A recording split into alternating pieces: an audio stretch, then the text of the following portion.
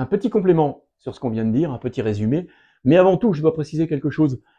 Il m'arrive souvent de dire le mot racine. Alors, en général, les mathématiques ne sont pas ambiguës. Les mots ne sont pas ambigus.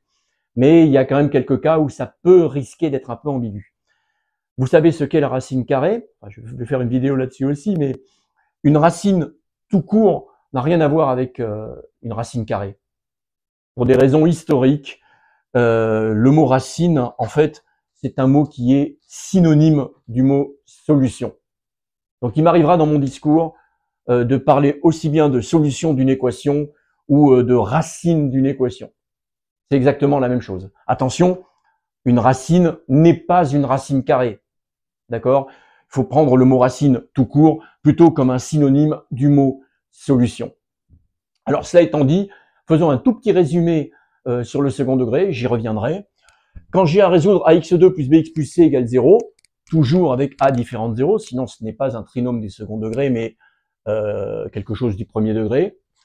Alors, voilà les trois cas possibles, et dans un exercice, on n'aura pas à rédiger davantage. Si le discriminant est négatif, delta égale b2 moins 4ac, je répondrai directement qu'il n'y a pas de solution réelle, et je dirais que S égale l'ensemble vide. Pour ceux qui font maths expert en terminale, vous verrez qu'on peut quand même trouver des solutions et qui seront complexes ou imaginaires. Si le discriminant est nul, il y aura une seule solution, une seule racine, que j'appellerai une solution double ou une racine double, et qui vaudra moins b sur 2a, et j'écrirai directement le résultat sans faire aucun calcul. Et lorsque le discriminant est positif, c'est là où je vais avoir mes deux solutions, mes deux racines. On les a vues dans la vidéo précédente. Moins b plus racine de delta sur 2a et moins b moins racine de delta sur 2a. En général, cette partie, c'est ce que les élèves retiennent le plus. C'est pas forcément le plus intéressant. La deuxième partie, qui est peut-être un peu moins retenue par les élèves, c'est lorsque j'ai besoin du signe. Ça n'a rien à voir avec une équation, hein. J'ai besoin du signe. Lorsque j'ai besoin du signe, si vous reprenez la vidéo précédente, lorsque le discriminant est négatif ou nul, le signe de cette quantité, c'est toujours le signe de A. On fera un exemple concret un peu plus tard. Si jamais le discriminant est positif, cette fois-ci, on a vu dans le tableau de signes de tout à l'heure que le trinôme qui était là avait le signe de A à l'extérieur des racines, c'est-à-dire à gauche sur moins l'infini x1, union ce qui se passe à droite, c'est-à-dire à l'extérieur des racines, ou bien c'est le signe de moins A à l'intérieur des racines. Ces résultats doivent être retenus par cœur et on les écrira sans faire de démonstration. Ça doit être connu. Signe de moins A entre les deux racines, donc à l'intérieur des racines, c'est le signe de moins A. Je vais donner un exemple concret tout de suite. Je vous remercie. Un cas concret de résolution d'une équation du second degré, x2 moins x moins 1 égale 0. Donc dans la première chose, il faut bien identifier les coefficients a, b, c. On travaille avec quelque chose du type un trinôme, du type ax2 plus bx plus c. Donc le a ici, c'est le coefficient du x2, il vaut 1. Le b, c'est le coefficient du x, attention, il vaut moins 1. Et le c, c'est moins 1 aussi. On fait un petit peu attention aux signes.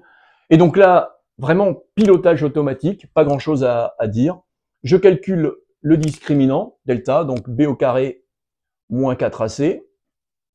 Ce qui donne, alors b au carré moins 1 au carré, ça fait 1. Alors je vais l'écrire, je vais détailler. B au carré moins 4 fois, alors le a c'est 1 et le c c'est moins 1. Le discriminant vaut donc 1. On fait un petit peu attention, plus 4. Le discriminant vaut donc 5. Et à partir de là, je mets directement les solutions. Il n'y a pas besoin de raconter sa vie. Les solutions sont donc moins b. Alors on fait un petit peu attention. B valait moins 1, donc moins b ça fait 1. Plus racine de delta, c'est-à-dire racine de 5. Sur 2a, 2. Et moins b, donc 1 moins racine de 5 sur 2. Voilà. Cette équation se résout en 3 lignes. Bon, j'ai détaillé, mais je sais très bien que vous pouvez aller un petit peu plus vite si vous voulez. Et juste pour votre culture, ce nombre-là, 1 plus racine de 5 sur 2, est un nombre plutôt célèbre en mathématiques, puisqu'il s'appelle le nombre d'or. nombre d'or. On dit aussi la divine proportion. J'aurai peut-être l'occasion d'y revenir un petit peu dans une prochaine vidéo. Encore un cas concret. J'ai une inéquation à résoudre. Alors attention, il ne s'agit pas d'une équation, mais d'une inéquation. Alors voilà comment je vais faire. Je calcule, comme d'habitude, le discriminant. B au carré moins 4AC. B au carré, donc B, c'est moins 1. Au carré, ça fait 1, moins 4 fois A, coefficient de x2, 1, pardon, fois le C qui vaut moins 6. Et moins par moins, ça fait plus. 6 fois 4, 24. 24 et 1, 25. Le discriminant vaut 25. Bien sûr, l'exemple est bien choisi pour que les résultats soient plutôt simples, bien entendu. Et 25, c'est 5 au carré. C'est pas juste un coup de chance, ça a été fait exprès. Je trouve donc deux solutions, mais attention, je suis pas en train de résoudre une équation, je suis en train de résoudre une équation. Je vais trouver une première solution, donc moins b, b vaut moins 1, donc 1 plus racine carrée de 25, ça fait 5, sur 2a, ça fait 2, 5 et 1, 6 divisé par 2, 3. Je vais calculer l'autre, qui fait 1 moins 5 sur 2. Une fois qu'on a compris un peu le truc, les solutions sont presque analogues. Là où il y a un plus d'un côté, il y aura un moins de l'autre côté. Ce qui fait 1 moins 5 moins 4 sur 2, moins 2. Donc je peux mettre, même si c'est pas demandé, mais je peux mettre la forme factorisée. Je connais ces résultats de la leçon d'avant. Hein. La forme factorisée, ce serait x au carré, donc moins x, moins 6, qui vaudrait donc a, 1, que multiplie x moins la première solution, et x moins moins 2, donc plus 2. Ce résultat est un résultat automatique qui vient de la leçon d'avant. J'ai pas à réfléchir, c'est un résultat que je connais par cœur. Alors maintenant, on me demandait de résoudre cette inéquation. Donc je veux résoudre cette inéquation strictement supérieure à 0. Je peux faire un tableau de signes, bien sûr, mais c'est un résultat du cours. Dans le cours, on sait que c'est positif, c'est du signe de A, A vaut 1, 1 est positif, donc c'est du signe de A, d'après la leçon, à l'extérieur des racines.